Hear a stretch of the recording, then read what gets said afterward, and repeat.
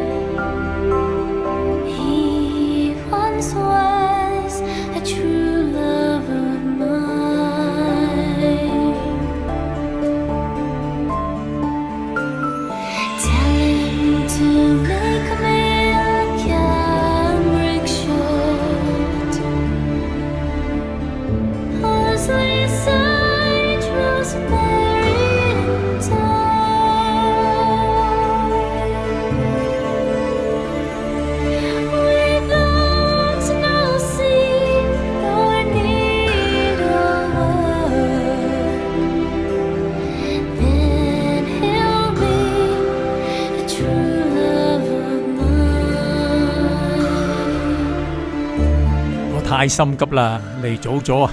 呢度啲櫻花呢，只得4-5棵開花嘅啫，仲要係啱啱開添，花冧多過花，好疏落啊！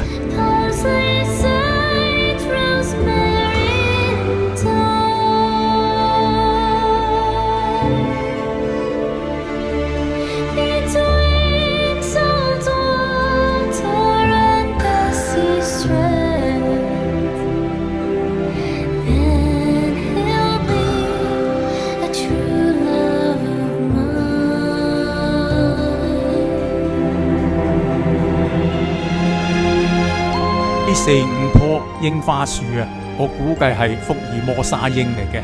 福爾摩沙櫻呢係比較早開花，花型呢就較為細小添，顏色呢就雪白嘅，所以睇起上嚟非常之優雅脫俗。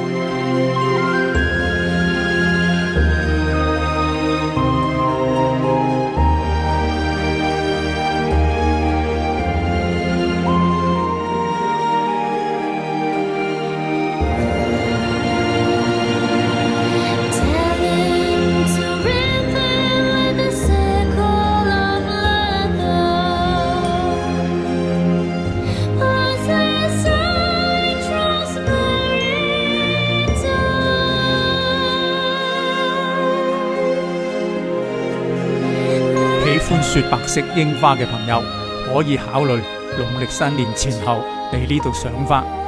如果中意粉紅色啊、紅色啊嘅其他品種呢，我估要到3月先至係時候。好啦，多謝晒各位陪我觀賞櫻花，下次再見，拜拜。